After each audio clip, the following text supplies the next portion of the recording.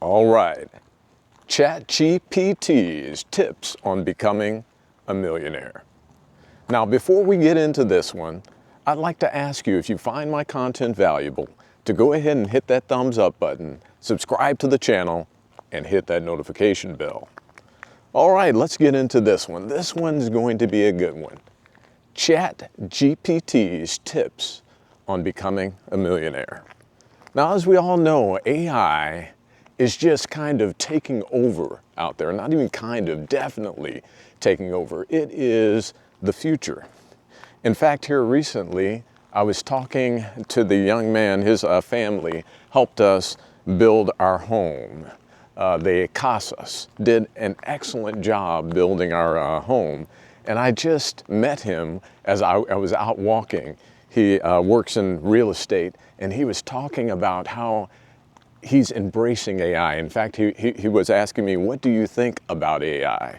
And really, I haven't gotten into AI that much, but I definitely plan to more and more in the future, learn as much about it as I can, because it's fastly approaching as the emerging next thing that's going to be important for us. And there's, I guess you could say, some pros and cons to that, because there's a lot of folks who their jobs may even become obsolete due to AI. And stick to the end of the video, because I'm going to be giving, how do I call this, some tips or some things to kind of caution as we're stepping into AI and using particularly online tools with AI that may be kind of a trap for you if you're not careful as far as building your wealth. All right, let's get into this one completely here. Now, what I read recently was, I believe it was on Yahoo Finance. There was, it was actually Go Banking Rates asked ChatGPT how to become, or what was its path to become a millionaire. And what's interesting about this study, and I have some little notes here right on my camera, is that they used an individual earning around $60,000 per year. This is significant because many of the people that I talk to, their incomes are right in that $40,000 to $70,000 range. And that seems like a low income, and to be fair, some of the folks that I talk to are two individuals in the household bringing in an income. So you're looking at that $40,000 to $70,000 per year. To make the math easy, we'll say $50,000. And so two folks making $100,000 a year by both working. So what I think is great about this study is they used 60, or when they asked ChatGPT rather, it was using $60,000 a year.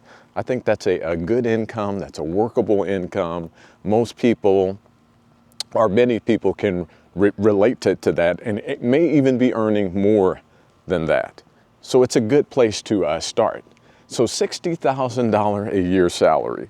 Now it's interesting, ChatGPT, or ChatGPT rather, can take a lot of information and kind of boil it down to what we're able to understand very, very easily.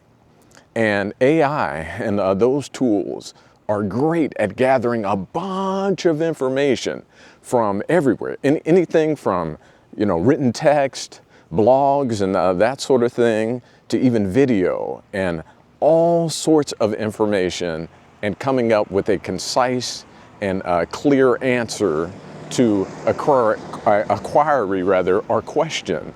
And so, having asked this question, it came up with 3 things that are highly important if you want to get to that millionaire status. And those things are discipline, time was the second one, and then the third was making smart financial decisions. And kind of in this video, we're going to be talking about what ChatGPT had to say about making those smart financial decisions. Okay? So, some of those smart financial decisions, let's start with one.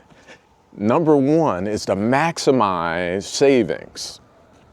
And what it recommends is a savings rate of anywhere from 20 to 30% of your income. Now, in some of these walks, I talked about the money guy. I listened to him a lot. And they talk about getting to the aspirational point of saving 25% of your income. I think that's a highly smart thing to do. Get to 25%. And here at ChatGPT, that's able to gather all of this information from different perspectives, different people, different blogs, like I said, all sorts of things on the internet, comes to the conclusion of 20 to 30%. I just find that interesting, that a lot of what I've gathered and a lot of what's out there in the financial literature, ChatGPT rather, comes out and says 20 to 30% of your income. So maximizing your savings, okay? So it gives that $60,000 per year. Now, at $60,000 per year, that's going to equal about $12,000 to $18,000 annually. And so you're looking at right around $1,000 a month on the lower end. This is doable if you do many of the things that we talk about in these videos. If you're eliminating consumer debt, if you aren't paying out credit cards and things like that. I always kind of go back to car payments. If you don't have the basic car payment of $700 a month, you're much of the way there. And so if you don't have a car payment and eliminate some consumer debt and maybe get rid of monthly payments that you don't really need, extra streaming services and things like that, you can get to that $1,000 a month and have it be $12,000 per year if you're saving right at about 20% of your income, okay? Now, another tip that ChatGPT gives is to automate, okay? There's all sorts of reasons to automate, and this is brilliant. And obviously, as ChatGPT scanned all of the information out there on the internet in written form, in video form, in books, and all sorts of things, it came to that conclusion that, hey, good advice is to automate. Why? It takes away the need to have ironclad discipline. It makes sure that things are happening on a regular basis, no matter what. And so automation is very, very important, to automate what's happening so that things are coming out of your paycheck on a regular basis without you having to summon your own willpower to make that happen. So automation is very, very important. Another tip that ChatGPT gives is to invest early and consistently. So start early and invest consistently. It gives the example, okay?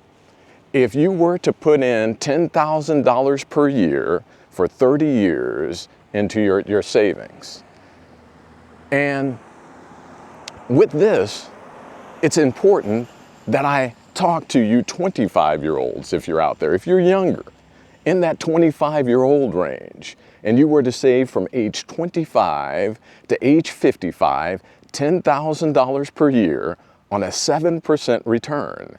Now this is important. You know, ChatGPT in this particular example gave a 7% return. Now the S&P 500, which is the top 500 companies here in the US, so if you were to invest in an S&P 500 index fund, at least with its historical return has been around 10%. So this 7% number is a conservative number. So if you were to put in $10,000 a year for 30 years at a 7% return from age 25 to age 55, you would reach that millionaire status on a 7% return. This is pretty cool that ChatGPT put together this particular scenario.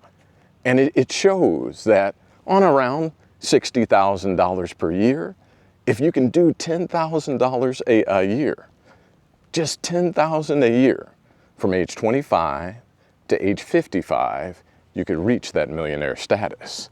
Pretty cool, okay? And ChatGPT also talked about kind of things to take advantage of as far as when you're saving for retirement. Or I always like to say when you're saving for your transition into your next endeavor in life, whether that's retirement or working part-time or pursuing a business or something else, or just having a little bit more financial freedom. Whatever that means that you're saving for, it gives you some tips as far as what to concentrate on. And one of the things is the company match at work. I don't know how many times on this walk that I talk about having that starter emergency fund of $2,000, and then I go right into taking advantage of that company match because it is so powerful, a 100% return in many cases. So ChatGPT rather is saying to go ahead and take advantage of that company match, okay? And then it also has the tip of getting involved with a Roth IRA. A Roth IRA is incredible because you put your money in now after it's a tax, but in the future when you pull it out, you pay no taxes on that money. That's incredible. No taxes on the money at that point, okay? And it also recommends an HSA.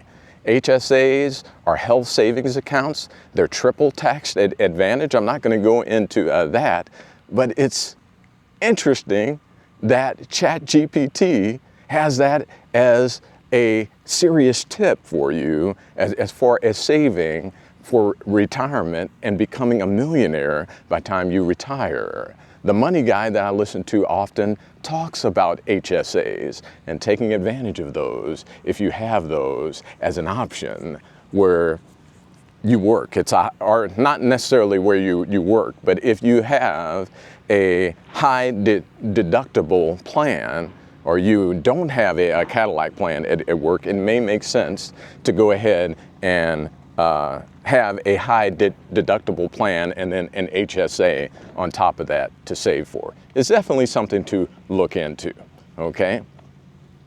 Now, ChatGPT also gives some advice as far as things to look at and or avoid in order to stay on the path and get to where you want to go as far as your retirement or transition savings, okay? The first thing is to avoid lifestyle inflation.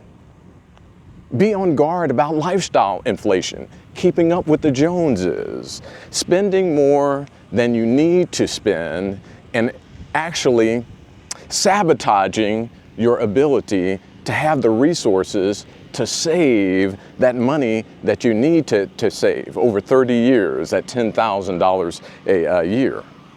So when your income increases, you don't necessarily need to increase your lifestyle. Find out what is important to you, what you love to do, that sort of thing. It doesn't even have to be expensive things. And then once you're there and have those things and you get a bonus at work or your income improves, continue to live at the same lifestyle and then utilize that extra money, that margin, to buy your independence in the future. I really think that the best thing your money can buy is your freedom, your time freedom. In fact, you can earn more and more and more money, but you can't have more time. You have a limited amount of time. And so by buying your freedom, you actually buy your time to do what you want, when you want, how you want. All right.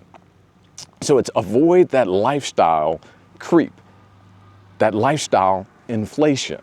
Avoid that, okay? And it also gives the tip of growing your income. Do something to increase your income. One thing you can do is just go on your job and ask them, hey, how do I increase my income right now? Is there something that I can do in my current position, or maybe within the company that you already work for? Is there a position up from the position that you're at And what are the steps that you need to go to? Inquire about that. Start maybe working on projects at work that take you to the next level. Another thing that you can do, that I do, is to add a side hustle and or business to what you're doing right now. After your job, before your job, is there a side hustle that you can do? Or a side hustle that could grow into a full-time business for you in the future? It's adding to your income. In fact, ChatGPT actually gave the example of a side hustle that would give you an extra $500 per month. One of the things that I do that does that very thing, $500 to $1,000 extra dollars per month, is I sell used books, mainly on Amazon, but also on eBay. And that's how I earn a little bit of extra income. But let's just say that that income for you on a side hustle was $500 extra dollars per month. That means $6,000 extra dollars per year that you would be able to put toward actually getting to this goal of financial freedom, or $1 million in this example, okay?